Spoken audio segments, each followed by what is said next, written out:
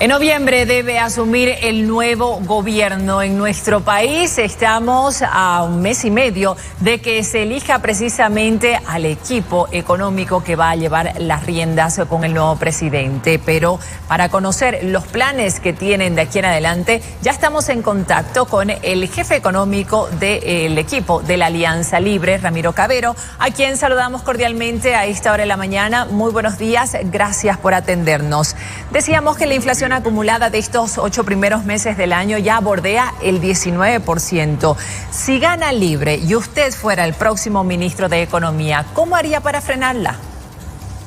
Bueno, lo primero es la causa de la inflación. Hoy día tienes básicamente 3 causas. La primera es que el gobierno gasta más de lo que le ingresa y esa diferencia se la presta fundamentalmente del Banco Central. Y el Banco Central, para prestarle, emite billetes. Esa es la principal causa de la inflación. Adicionalmente, el Banco Central está emitiendo dinero para comprar oro. Entonces, lo que hay que parar es la emisión de dinero. Y esto no es nuevo. Ya en la crisis del 80 debimos haber aprendido como bolivianos que el Banco Central no debe prestarle al gobierno. Y para eso tienes que tener un Banco Central independiente con un presidente nombrado por 2/3 del Congreso y donde esté totalmente prohibido prestarle al gobierno. Hoy la ley del Banco Central prohibía los préstamos al gobierno, pero cada vez sacan nuevas leyes autorizando préstamos y eso es lo que está ocasionando la inflación, que es el impuesto más duro para la gente pobre, porque ellos no tienen cómo protegerse. Tienen el dinero o en el colchón, en la casa, o algo en el banco, y obviamente con una inflación que en los últimos 12 meses ya llega al 24%, significa que la gente está teniendo una caída en su poder adquisitivo. Lo primero es dejar de emitir dinero.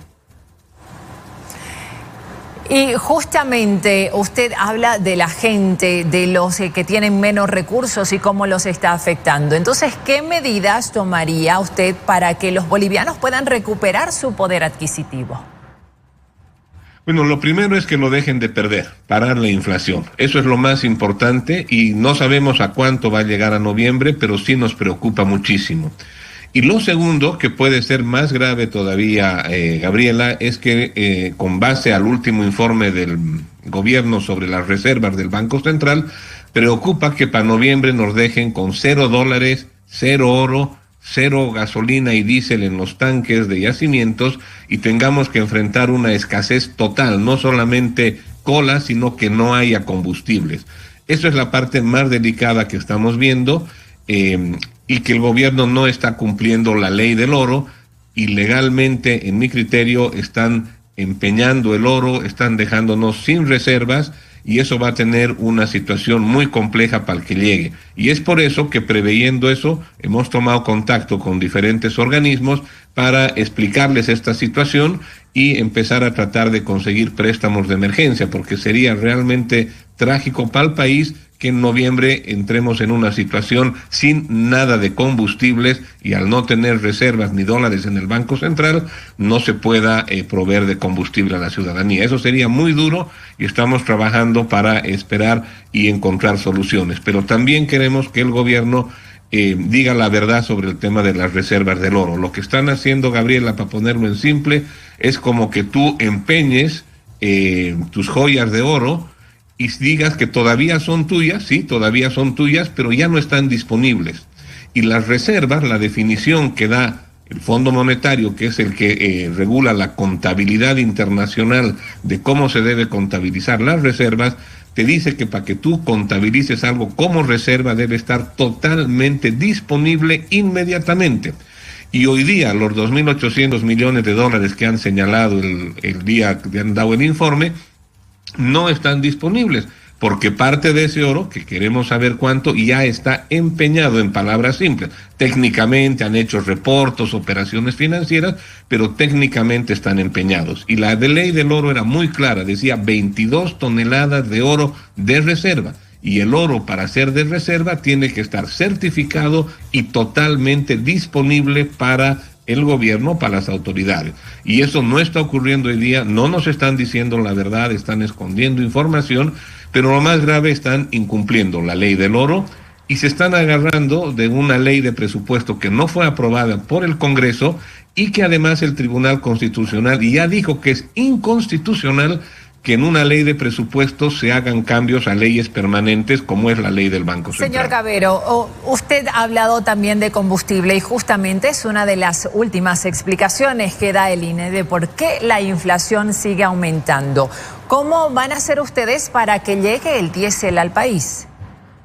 Bueno, en un inicio, para los primeros meses, asumiendo que cuando lleguemos a gobierno no vamos a tener reserva, estamos gestionando préstamos para tener por lo menos la tranquilidad de 4 meses de abastecimiento total, que ya no haya colas. Y en esos 4 meses tomar medidas estructurales, por ejemplo, pagar más a los productores nacionales para que en lugar de importar caro, produzcamos acá, nos ahorramos el transporte, nos ahorramos la refinación, porque la refinería tiene capacidad ociosa. Segundo, poder importar petróleo en lugar de diésel o gasolina, nuevamente nos ahorramos transporte utilizando el ducto Arica y nos ahorramos el costo de refinación. Y tercero, liberar totalmente ya la importación de combustibles y coordinar con quienes se dediquen a este negocio todo el tema logístico, porque ellos no necesitarían invertir en mucha infraestructura porque se les puede alquilar la infraestructura de yacimientos. Pero para todo esto se necesita un cierto tiempo y por eso en la emergencia, en caso que no nos dejen nada de reserva, estaríamos recurriendo a estos organismos internacionales para ese préstamo y tener garantizado, por lo menos durante los primeros 4 meses, toda la distribución de combustible. ¿Por qué? Porque alguien decía justamente que ha subido el precio por el transporte y usted dirá, pero ¿por qué si el combustible no ha subido?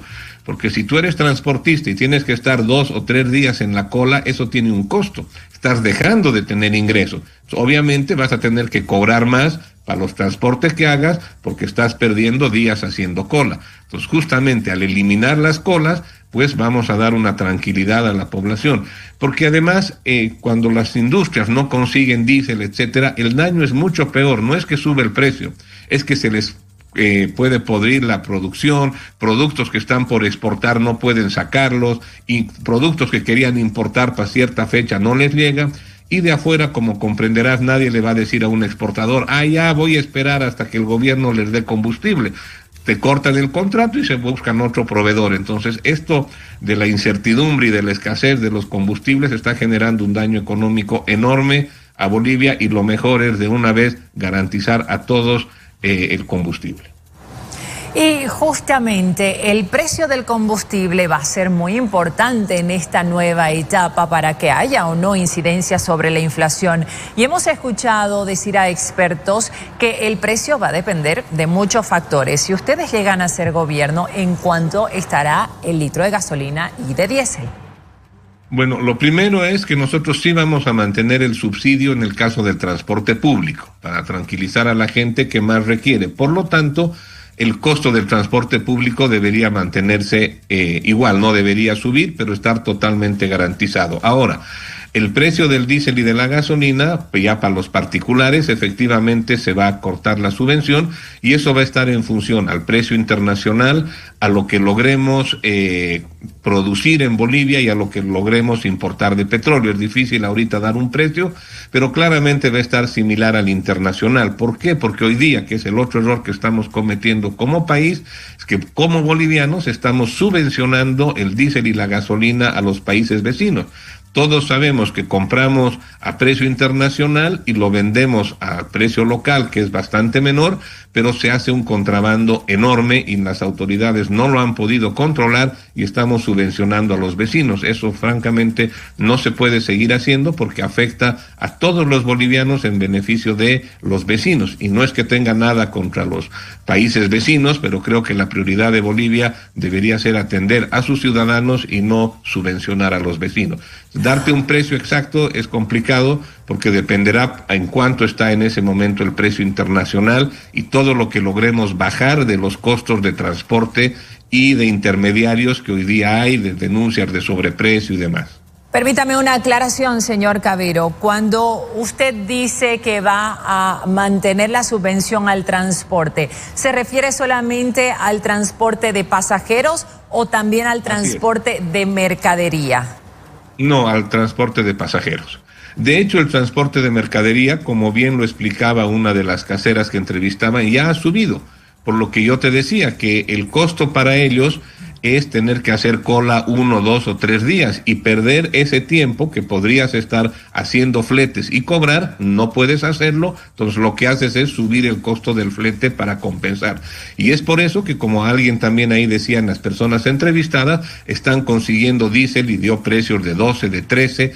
¿Por qué? Porque ante la escasez, el peor diésel, el diésel más caro, la gasolina más cara es la que no hay y la gente termina pagando mucho más porque tiene que cumplir compromiso. Entonces, esa incertidumbre que se genera y esos sobrecostos, eso hay que cortar con una provisión total. Efectivamente es preferible pagar un poco más por los combustibles, pero no tener colas, no tener este perjuicio que afecta enormemente a la economía. Y la mejor prueba es que muchos productores ya están importando por ellos mismos directamente el diésel, porque se han dado cuenta que eso es muchísimo mejor que confiar en la distribución del gobierno. Para finalizar, señor Cavero, ¿usted considera que el PDC, que también está en carrera por la presidencia, tiene un programa de ajuste económico? Bueno, la verdad que si uno baja el programa, y les recomiendo a todos que lo hagan, el que está por lo menos en el Tribunal Supremo Electoral, van a ver que es prácticamente un índice. No hay un solo párrafo escrito. Y han salido por muchos analistas que han hecho el ejercicio de analizarlo por inteligencia artificial, les ha salido que ese programa ha sido básicamente hecho con inteligencia artificial. Pero lo más práctico es que ustedes lo bajen, lo lean y se van a fijar que básicamente es un índice. Entonces, no están claras las medidas que se van a tomar. Y es por eso que cada rato uno escucha anuncios de medidas que no estaban en el plan, como subir la renta dignidad a 2,000, como créditos al 3% y una serie de otras medidas que no están en el plan y que las van lanzando. Le agradecemos mucho por esta entrevista. Era Ramiro Cavero, jefe del equipo económico de la Alianza Libre. También habíamos invitado a José Gabriel Espinosa, que está apoyando en temas económicos al PDC. Sin embargo, ha descartado hablar del tema por el momento. Nosotros seguiremos insistiendo para conocer cuál es la propuesta económica a partir de noviembre, si es que llegan a ser gobierno. Continuamos con más.